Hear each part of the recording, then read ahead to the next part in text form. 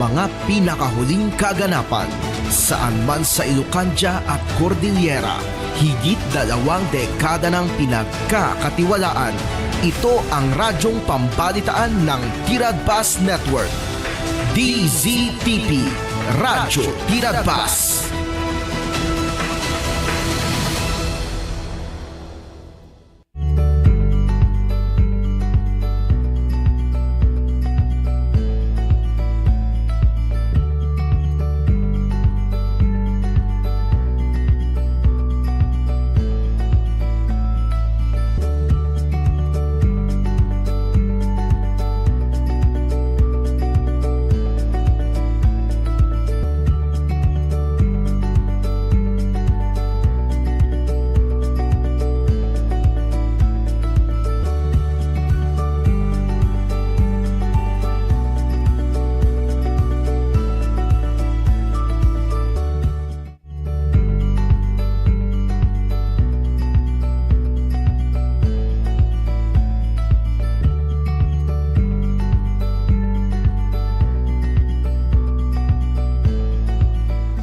Kinaado ay dito yung programa ti PCIC and dan ba ti na-distribute at tangatawan, ma'am? Yes, ma'am. Bale, sa totoo lang, Ma'am Joya, nag-distribute kami iti last week ti February. That the first batch iti for 2026. Dagiti nadadadaulan. Iti peste kada bagyo iti year 2025. So, dati, ma'am, adati kadagupan ng 987 nga farmers and fisher folk iti entire the province of Ilocos Sur, District 1 and District 2 dayayan. A total of almost 7.3 million ko namla nganan, Ma'am Joya, dayayan na i-distribute me for Ilocos Sur. Kat ado dagiti agdamdamag nga giti awan pa lang check na sa totoo lang. Ado dagiti follow up kanyami. Ngam ti ko nami mat first batch pa lang detoy. Bale, partial pa ilaang. Adan to pa iti sumaro, no. Ket damat ka di dagiti nag-follow up, nakita mi mo ti status nan nga approved dan. Your oray mi lang dagiti check da nga sumangpeten.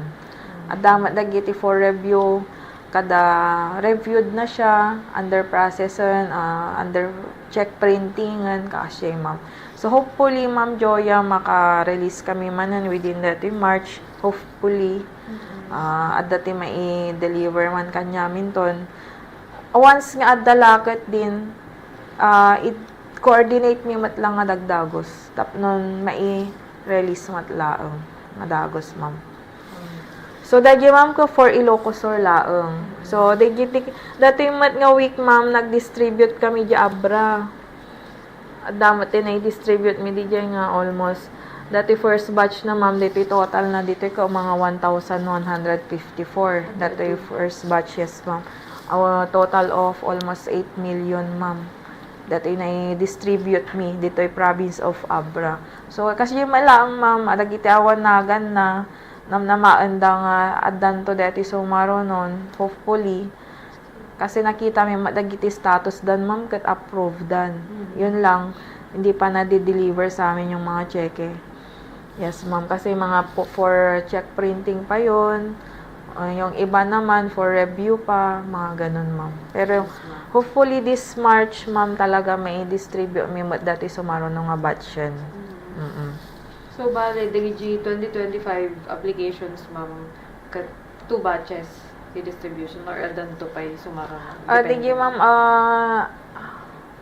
haan mat, ma'am, nga 2 batches lang, ma'am. Aging gana, ma-release amin. Kasi ti pampamay anda gamin, ma'am, di office mi. Kada ada ma-printen, ada ma-check nga may printen, dagos-dagos damat nga itad kanyamin, ma'am. Kasi lalo ta, dagi validity garod ti check, ma'am, ka 6 months laang. Siyempre, handamat nga yoray, ma'am, amin nga ma-process aminan. Sabay da itad aminan mga kasyay. Pagka meron nang naipon na marami na process, may daman i-deliverin, ma'am. Kasi nga, so nga, haan ko lang sure, ma'am, no, hanggang 2 batches lang. So, baka abutin ti 3rd, 4th, 5th, hanggang ma-release amin. Yes, ma'am. So, ngam idi 2024 na i-distribute amin yan, ma'am? Yes, ma'am. So, ma'am, apart from dagiti programa tayo, niyo ma'am nagmamayat na beneficial talaga ka dagiti farmers tayo. But, anya dagiti activities tayo, ma'am, may sisiyang ka tayo, tapno kas na mas mailapit pa dito yung programa tayo kanya, ma'am. Yes, ma'am.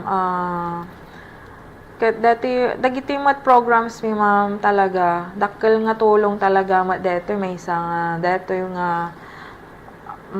taanon nalawlawak iti mapanan na dating information may isa dito yung ma'am pa nagpa-interview and then dito pa nagpa-schedule mi ma'am kadigiti munisipyo mat lang dagijay mat lang iti kwami ma'am ti talaga taanon maiwaragawag mi nga nalaing dagiti nga programa.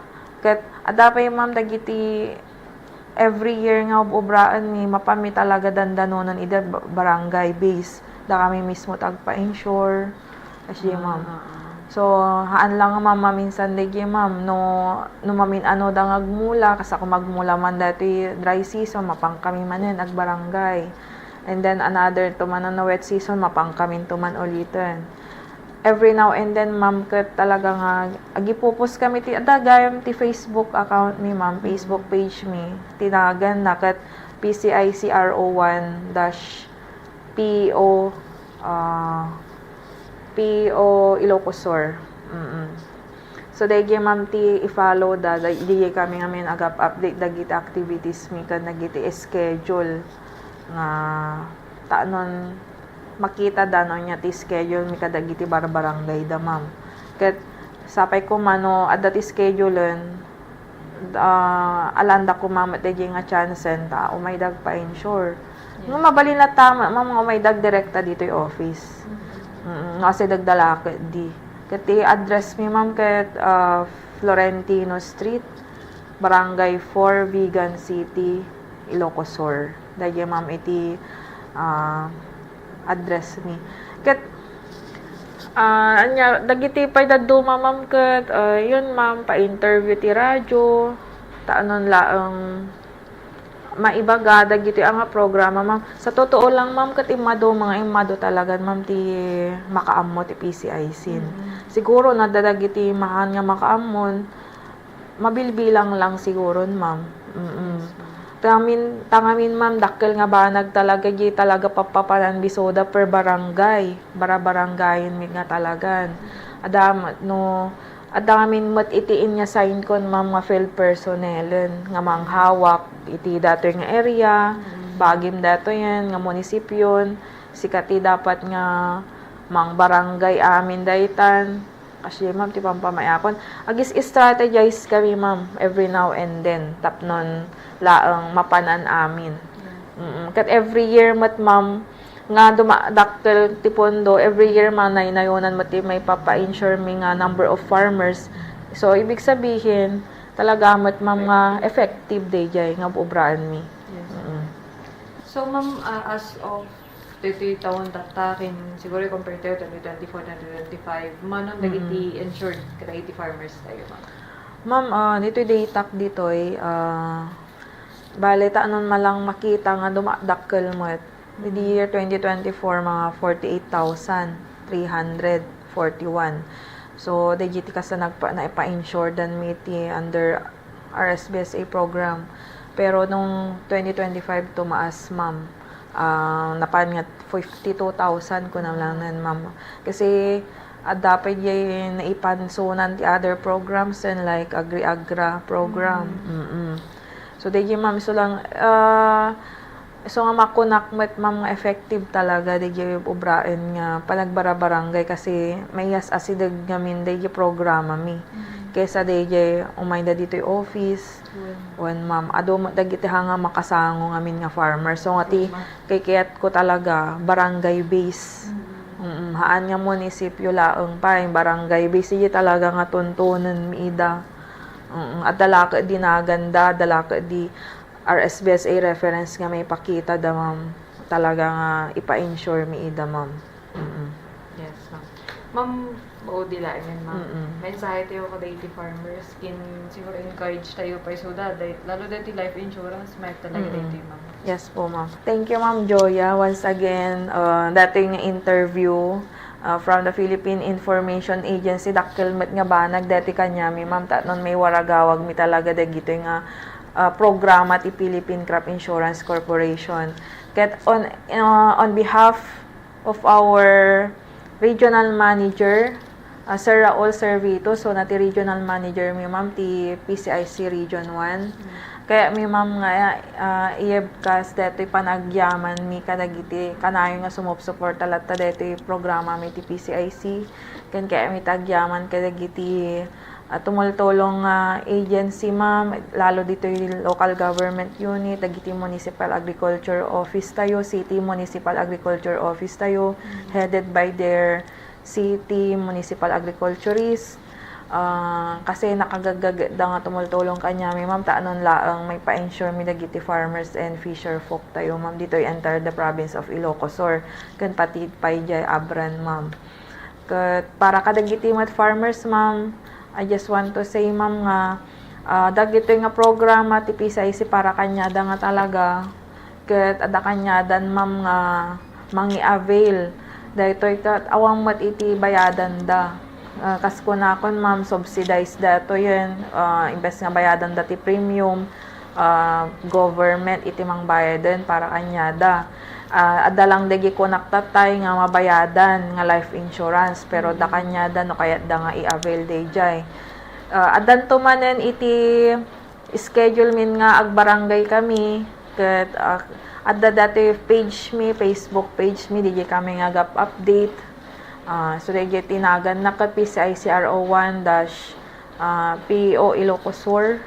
I-search da lang DJ ma'am Joya, i-search da lang DJ ta DJ kami ag-page ag-post kami dagiti schedule mi, the activities mi. Kat no man pay may schedule dita barangay yo alaan nyo kung madagi nga chance tap non maka-insure kayo. Kat i-insure yo aminan nga adda kanya yon adda ti crops yo pagay mais high value crops pati dingwen yo pati dagita ipupupok yo dagita in the fisheries kan pati dagita farm equipment nga usaren nyo wag lang nga lumabas ti 5 years of age mabalin nyo nga pagigiddan ng dagiti nga ipa-insure. So tata di makkel apo ti pondo tayo ket namnamaan tayo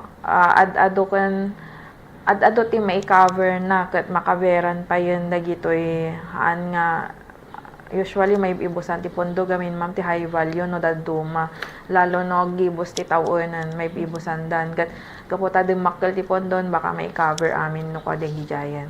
So thank you Ma'am Joya once again for this interview ket dakkel ti tulong na talaga dato yun ti info dissemination ti PCIC.